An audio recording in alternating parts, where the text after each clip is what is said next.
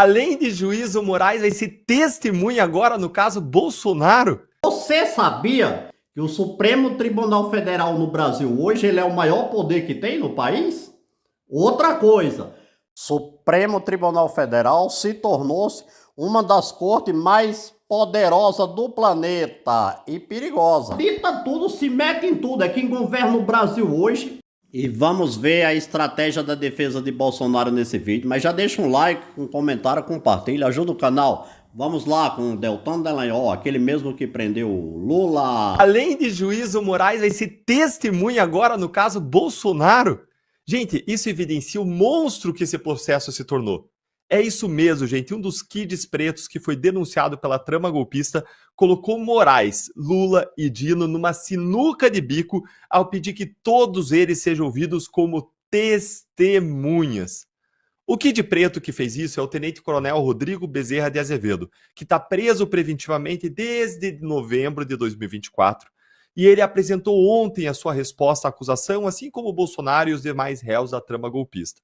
E os advogados do Kid Preto, liderados pelo Jeffrey Cecchini, que é aqui de Curitiba, excelente advogado criminalista, adotaram uma estratégia jurídica que coloca o Moraes, o Lula e o Dino numa sinuca de bico daquelas. E eles criaram um gigantesco constrangimento para o STF. Fica aqui comigo que unhas. Gente, essa é uma estratégia que absolutamente não faria sentido em nenhum outro caso, em nenhum outro lugar. Por que, Deltan?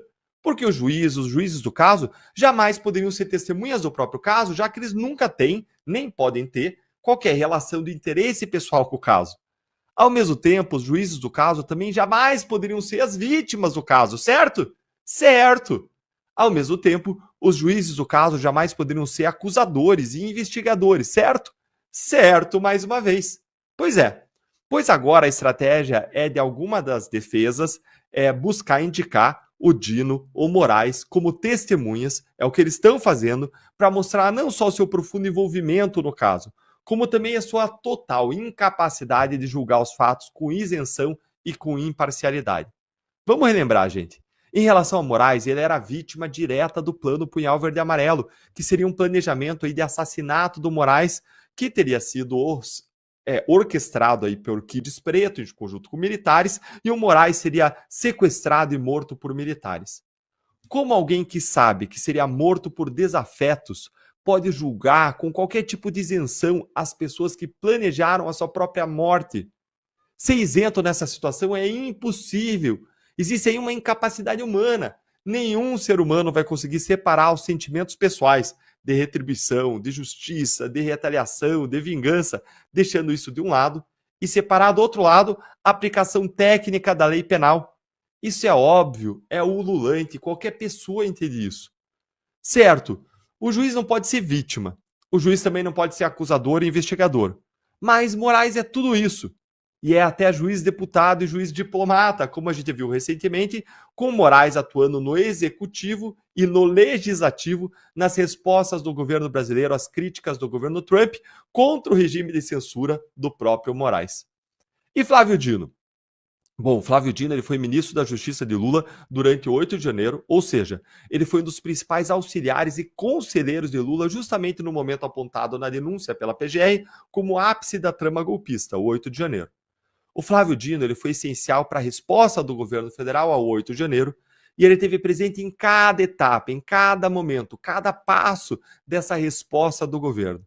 Isso, por si só, já seria suficiente para afastar o Flávio Dino. Mas deixa eu adicionar outra coisa. O Dino era chefe da Polícia Federal naquele tempo, ou seja, ele era a autoridade superior à autoridade policial que conduziu as investigações não só do 8 de janeiro, mas também da própria trama golpista que agora vai ser julgada. Ou seja, de certo modo, o Dino agiu como uma autoridade policial no caso, como superior da investigação, o que também é um fator de impedimento do juiz segundo o Código de Processo Penal e dá para ele um conhecimento que pode ser questionado na forma de questionamentos a testemunhas. Eu já vi N casos em que o delegado de Polícia Federal foi arrolado como testemunha e foi assim ouvido. Por que o Dino não poderia ser arrolado? Claro que poderia. Isso sem falar que o próprio Flávio Dino ele é apontado pela oposição como alguém que deveria ser responsabilizado pelo 8 de janeiro por conta da sua omissão, porque ele não usou o destacamento da Força Nacional que estava lá de guarida no Palácio da Justiça. Some-se a tudo isso o sumiço das gravações do Palácio da Justiça que ocorreu debaixo da responsabilidade do Dino. Gente, então Moraes e Dino são pessoas que têm interesse claro no julgamento desse caso por várias razões e que podem ser acusadas, podem ser vítimas ou ainda podem ser testemunhas, podem ser chamadas lá para esclarecer os fatos e que nessa condição jamais poderiam atuar como juízes, julgadores desse caso. E quando a defesa rola eles como testemunhas, a defesa, o Jeffrey Chikine aí, ele deixa isso muito, mas muito explícito, colocando esses julgadores numa posição desconfortável. Você achou isso interessante, essa estratégia de defesa? Então curta aí com força o vídeo e vamos para o segundo ponto. E o segundo ponto é, o que a nossa lei diz sobre isso? Basicamente, gente, a nossa lei ela não permite que o juiz do caso, ao mesmo tempo em que ele atua como juiz, ele seja uma testemunha. Isso deve fazer com que esses pedidos da defesa sejam indeferidos por Moraes e pelos demais ministros. Entenda então aqui as opções dos ministros agora. Se o juiz aceitar que ele é testemunha dos fatos, e as defesas têm sim o direito de ter eles como testemunhas, como eu mostrei, estavam envolvidos ali, então essas testemunhas não podem atuar como juízes, não podem julgar os fatos. Eles têm que se declarar impedidos como julgadores e o caso deve ser remetido a outro juiz. Então, a única opção que resta para eles que querem julgar, querem condenar o Bolsonaro a qualquer custo, é outra opção. Isso deles se declararem impedidos não vai acontecer nunca no STF, porque eles quase nunca se declaram impedidos, e nesse caso específico, o Barroso já rejeitou os pedidos das defesas de declarar o Moraes, o Dino e o Zanin impedidos. E está muito claro que eles querem, sim, eles têm uma animosidade em relação ao Bolsonaro, e ultrapassando todos os cânones e regras de imparcialidade, eles querem botar o Bolsonaro na cadeia. Com isso, gente, a gente vai para o terceiro e último ponto, que revela o constrangimento em que esse pedido coloca os ministros a adotarem a alternativa e decidirem seguir como juízes para julgar esse caso. Então, o terceiro ponto que eu prometi para vocês é, qual que é o objetivo das defesas com essa estratégia jurídica? Gente, está muito claro aqui que a estratégia das defesas não é um ganho propriamente jurídico com a indicação de Moraes, Lula e Dino como testemunhas. Porque, sendo bem franco, a questão jurídica já foi pelo ralo faz tempo. Mas sim é obter um ganho político, de comunicação. O que os advogados estão fazendo é recorrer à teatralidade, é mostrar como é absurdo que os seus clientes, os réus, estejam sendo julgados por juízes que são também vítimas e testemunhas do caso. Ou seja, que estejam sendo julgados por juízes que não são isentos, não são imparciais. É um recurso teatral de comunicação para constranger, para mostrar como esse julgamento ele não está sendo pautado pela lei, pela Constituição, mas sim pela política, pela conveniência, pela vontade suprema dos ministros supremos. E esse recurso teatral, político, vai forçar os ministros do Supremo a terem que se justificar ao indeferir esses pedidos, dizendo que juiz não pode ser testemunha. Mas como assim? Não é testemunha? Isso deixa eles numa posição de uma sinuca de bico. Por quê? Porque eles não têm como justificar o fato deles serem vítimas e juízes no mesmo processo. O que eles vão dizer? Eles vão dizer agora que o Moraes não é vítima? Ora, cada um tem direito à sua própria opinião, mas não os seus próprios fatos. Não tem como negar a realidade. Moraes é vítima, está escancarado.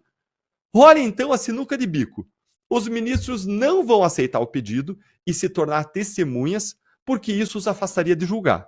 Mas, por outro lado, se eles recusarem esse pedido para se tornar testemunha, como é que eles vão recusar? O que eles vão dizer? Eles vão dizer que eles não estavam envolvidos, negando a realidade? Mentindo na cara dura?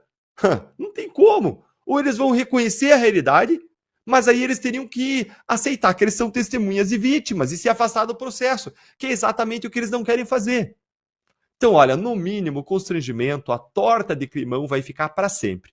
Mais importante do que isso até, vai ficar o registro histórico para o futuro desses abusos, ilegalidades e nulidades que não podem ser varridos para debaixo do tapete, que podem até não ser reconhecidos hoje, mas no futuro, quando os ventos políticos ou a composição do Supremo mudar, isso pode jogar todo esse julgamento por terra. E, aliás, é o que deveria acontecer até mesmo na data de hoje. E agora eu quero ouvir a sua opinião. Me conta aí nos comentários o que você achou dessa estratégia dos advogados.